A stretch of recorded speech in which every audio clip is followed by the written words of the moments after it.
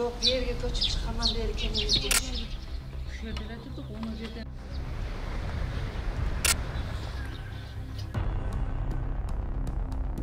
Эки күн катарынан жааган жаандан улам Сузак районундагы бир катар айылдарда сел жүргөн. Анын кесепетинен 41 үйдүн короосун сел алып, 30 гектар айдоо аянтын сел жууп кеткен. Ага катар эле ушул турган 9 жылдык мектептин короосундагы сел алган. Окуя кече 27 мартта орун алып, Жаңы Дыйкан айылындагы Алымжан Сабитов атындагы мектептин короосунда суу каптаган. Аны менен кошо мектептин короосундагы беде жана дарак көчөттөрүн сел жууп кеткен. Бул мектеп 320 орунга ылайык ташып, учурда 107 бала окуйт. Анан бизде 1 гектар жерге 430 түп мөмөлүү көчөт экелек, түбүндө беде бар эле, баары суу астында калды. Эми корообуздагы 70 түп розаныгы оңдосок болот. Анан мектептин ичине кирген жок. Мектептин айланасы лай менен жапталган. Азыркы мезгилде окуучулар каникулда болгондугуна байланыштуу мугалимдер дагы кичине жумуш аткарып атышат. Буйруса кичине 2-3 күн ысыса, лайларды алып чыгып, корообузду тазалайбыз деген ойдобуз.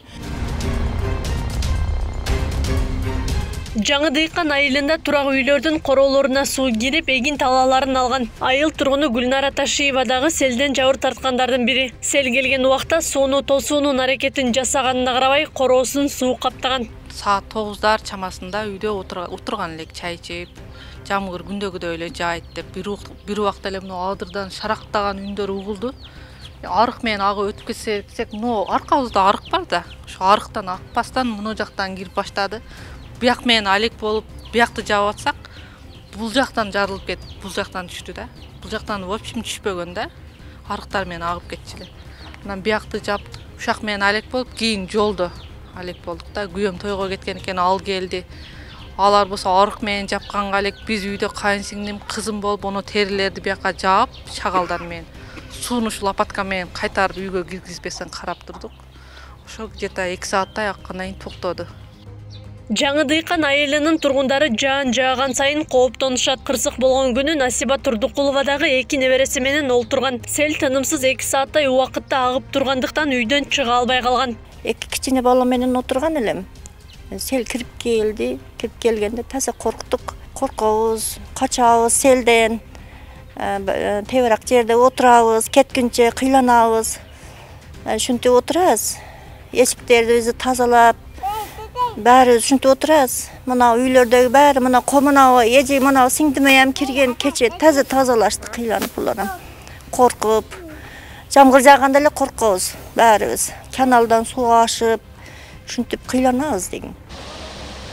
Кокту колоттон келген суу сел каналына батпай ашып кеткендиктен сел жүргөн. Кырсык катталгандан кийин айыл башчылары жана жергиликтүүлөр тазалоо иштерине киришкен. Учурда селден кийинки материалдык чыгымдар эсептелинүүдө. Бүгүнкү күндө өзгөчө кырдаалдардын алдын алуу максатында Сузак райондук өзгөчө кырдаалдар бөлүмүнүн тарабынан офицерлер жерине чыгып, ошондой эле жергиликтүү бийлик тарабынан ыкчам топ чыгып, жеринде иш алып барышкан.